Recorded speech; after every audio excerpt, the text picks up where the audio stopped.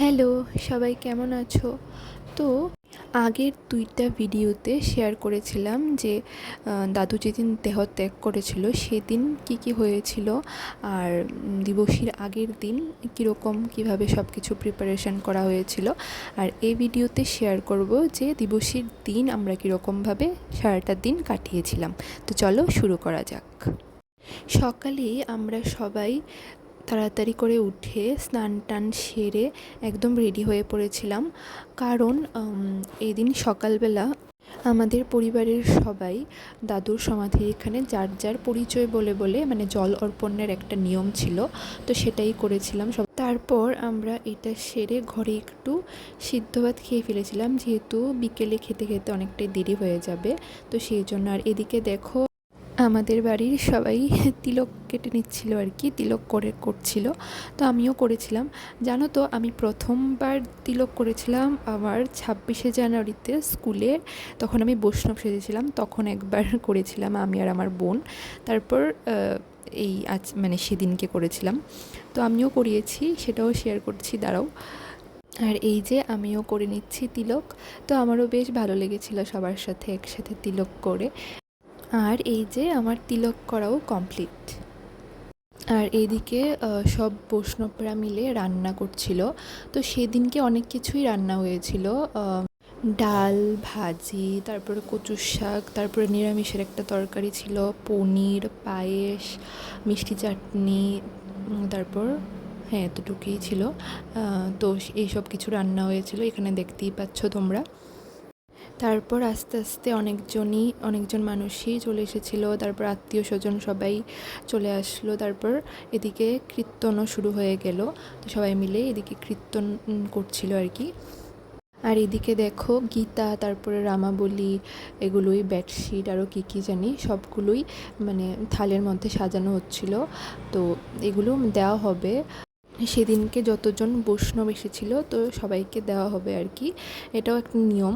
তো সেদিনকে প্রায় আমাদের বাড়িতে 20-25 জনের মতো বৈষ্ণব এসেছিল, তো সবাইকেই আমরা দিয়েছিলাম। তো কিছুক্ষণ পরে প্রায় দুইটার দিকে সবাই চলে আসলো, এদিকে খাওয়া দাওয়াও শুরু হয়ে গেল, প্রসাদ দেওয়া। তো আমিও চলে গেছিলাম খাওয়ার প্যান্ডেলে মা বাবার সঙ্গে। তো প্রথম পন্তকে মানে যারা বসে, তো এখানে নিয়ম আছে যে ধূপকাঠি মোমবাতি দেখাতে হয়, তো সেটাই মা বাবা দেখাচ্ছিল, তো আমিও ওদের সঙ্গে গেছিলাম আর কি। তো সেখান থেকে এসে শুরু হলো দান পর্ব, তো এখানে মা বাবা দিচ্ছিল, তারপর জেঠুমনি, জেঠু, পিসি, তারা, আমার বড়দা, আমরা সবাই মিলেই দিয়েছিলাম। তারপর আস্তে আস্তে দান পর্ব শেষ হলো, তারপর আমরা ভাই বোনেরা বসে একটু আড্ডা মারছিলাম। তো তারপর একটু পরে আমরা সবাই বসে পড়লাম প্রসাদ নিতে। আর সেদিনকে জানো তো এত মানুষ হয়েছিল, তো প্রচুর মানুষ হয়েছিল, প্রচুর ভিড় হয়েছিল, বেশ ভালো লেগেছিল, মানে মানুষজন এলে বেশ ভাল লাগে।